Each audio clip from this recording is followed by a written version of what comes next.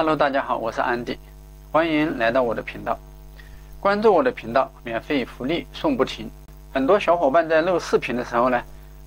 有一些小伙伴喜欢那个露脸，然后的话呢，可以全身像，然后半身像，甚至说光露一个头像、大头像、画中画的形式。那么这个怎么操作呢？可能还有一少部分的小伙伴不是太清楚。那今天呢，我就专门录一期节目给大家介绍一下这个是怎么制作的啊。好的，话不多说，我们进入正题。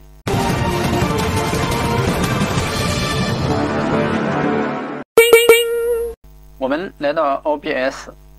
那大家看到我现在是没有添加任何的视频采集设备啊。当然你需要露脸呢，必须要一个高像素的这样一个摄像头才可以的。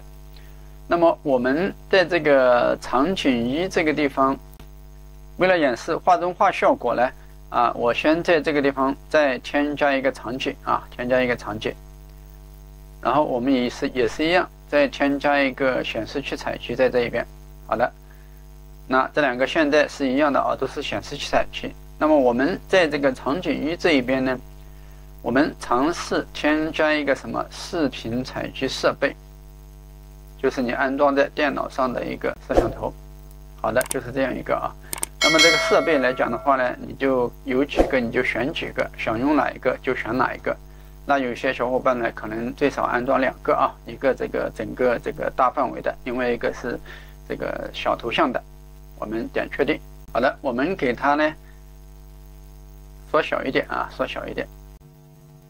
这里给它铺满全屏也是可以的。那现在是铺满全屏的，那我们再给它缩小一点也是可以的都是可以的。那有些小伙伴呢，在演示解说的过程当中呢，他喜欢这个有时候是这个全屏的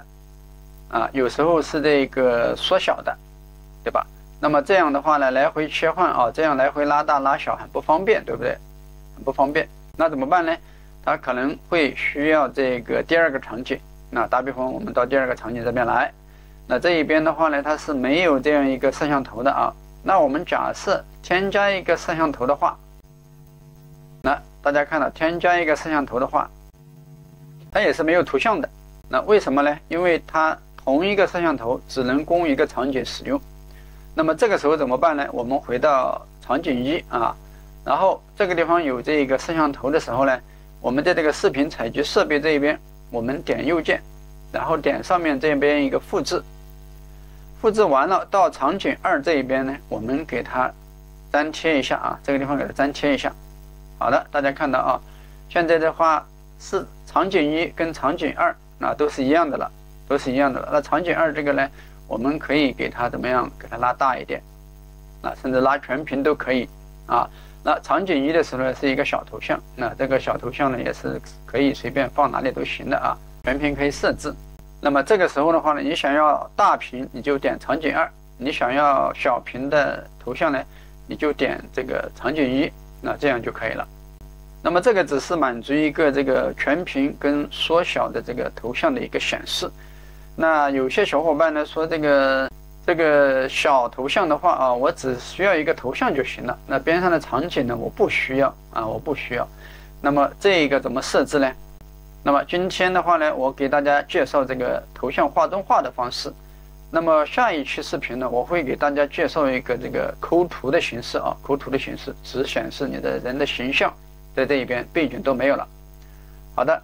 我们既然想留下一个小头像，那么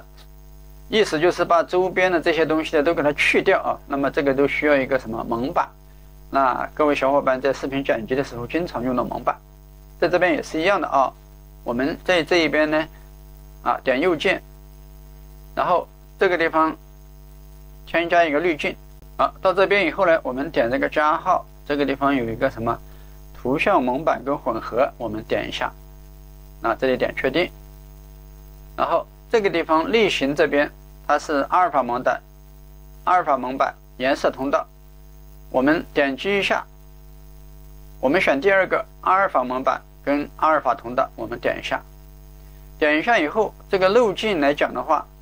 那我们点浏览这个地方呢，我提前在桌面上就放了2个东西，一个是头像，一个是头圈，等一下用得到。我们现在呢都选这个头像，然后点打开。好的，大家看到现在这个蒙版已经取消了啊，就是把其他的地方都盖住了，只剩下一个头像。大家看到，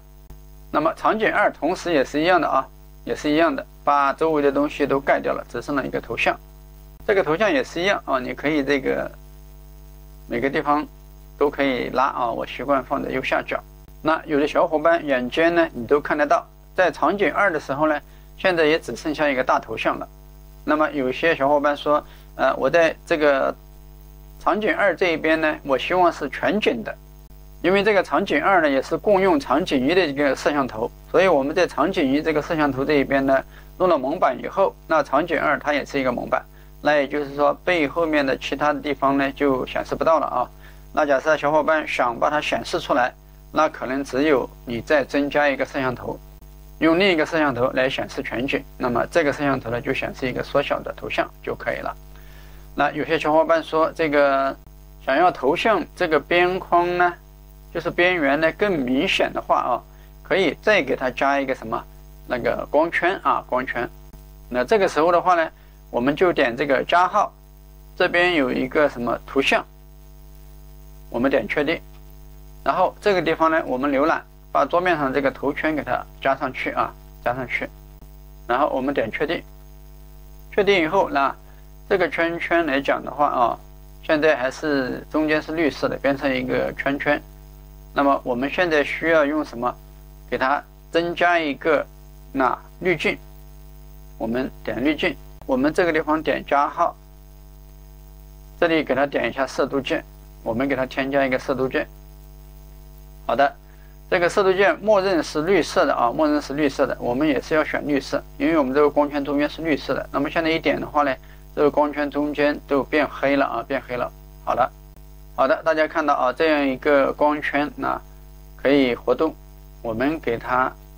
缩小一点啊，然后给它放在这个头像的外面啊，头像的外面。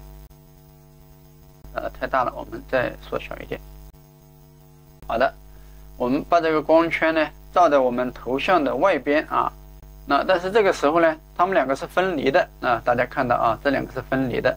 那么我们想将它变成一个整体，怎么办呢？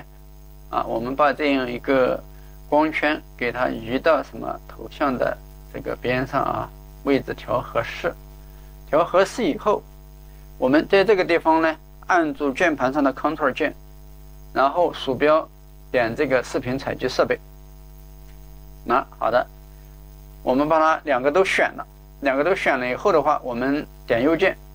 这个地方有一个什么对所选项目进行分组，我们点一下。